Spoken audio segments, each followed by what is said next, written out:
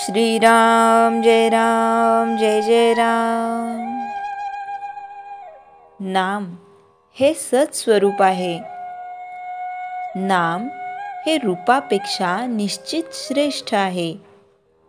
त्यामुळे रूपाचे ध्यान मनामध्ये आले नाही तरी नाम सोडू नये। पुढे रूप आपोआप येऊ लागेल। रूप हे जड आणि दृश्य असल्यामुळे उत्पत्ती, स्थिती आणि विनाश, वाढ होणे आणि घटणे, जागा व्यापणे आणि जागा बदलणे, कालमानाने फरक पडणे इत्यादी बंधने त्याला असतात।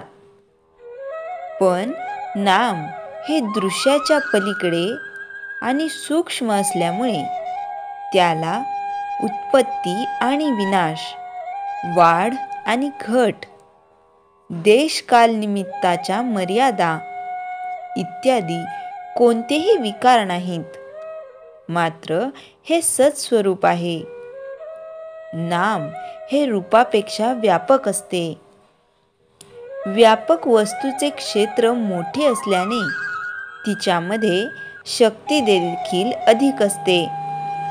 जिच्यामध्ये शक्ती अधिक असते ती वस्तू अधिक स्वतंत्र असते। जी वस्तू अधिक स्वतंत्र असते तिला बंधने किंवा मर्यादा कमी असतात।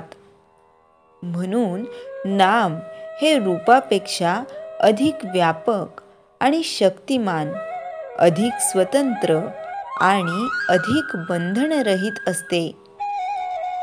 आपली ज्ञानक्रिया कशी चालते ते पाहू। आपण एका टेकडीवर उभे राहून सृष्टी सौंदर्य पाहिले। त्या पाहण्यात कोणकोणत्या क्रिया होतात पहा। प्रथम डोळ्यांमधून प्रकाश किरणे आत गेली। बाह्य पदार्थांचे मनुष्याला ज्ञान व्हायला इंद्रिय हे पहिले साधन आहे। इंद्रियांमधून आत आलेले संस्कार एकत्र करून मग त्यांना वस्तू स्वरूप देते। वस्तू स्वरूप तयार झाल्यावर बुद्धी सारासार विचार करून त्या वस्तूचे यथार्थ ज्ञान आपल्याला करून देते। पण मनुष्याच्या बुद्धीचा व्यापार इथेच थांबत नाही। टेकडीवरून आजूबाजूला पाहत असताना झाडे, वेली, घरे, बागा, माणसे, पक्षी, पाण्याचे तलाव इत्यादी सर्व वस्तूंचे ज्ञान झाल्यावर पुन्हा त्यांचे एकीकरण होऊन ही सृष्टीची शोभा आहे असे ज्ञान आपल्याला होते। म्हणजे अनेकांत एकत्व शोधणे हेच मानवी ज्ञानाचे लक्षण आहे। या जगामध्ये कितीतरी वैचित्र्य आढळते।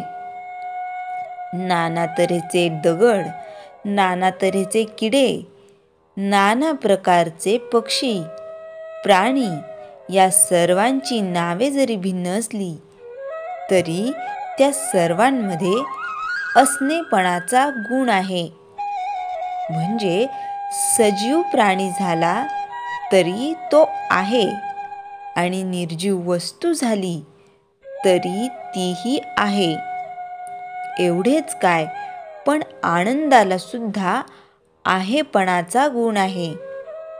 या असणेपणाच्या गुणाला नाम असे म्हणतात। यालाच ओंकार असे म्हणतात। ओंकारातून सर्व सृष्टी उगम पावली। ओंकार हे परमात्म्याचे स्वरूप आहे। अर्थात नाम म्हणजे सत होय। म्हणूनच नाम हे सृष्टीच्या आरंभी होते, ते सध्या आहेच आणि सृष्टीचा लय झाला तरी ते शिल्लक राहणारच। नाम म्हणजे ईश्वर होय। नामातून अनंत रूपे उत्पन्न होतात आणि अखेर त्यामध्येच ती लीन होतात। रूप हे नामाहून निराळे राहू शकत नाही. नाम हे रूपाला व्यापक पुन्हा शिल्लक उरते. श्रीराम जय राम जय जय राम. चैतन्यवाणी. नाम हे शाश्वत आहे.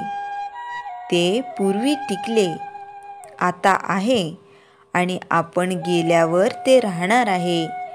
श्रीराम जय राम जय जय राम. जयाच्या जनी जन्मनामार्थ झाला, जयाने सदा वासनामात केला. जयाच्या मुखी सर्वदा नाम कीर्ती, नमस्कार तया ब्रह्मचैतन्यमूर्ती. श्रीराम जय राम जय जय राम.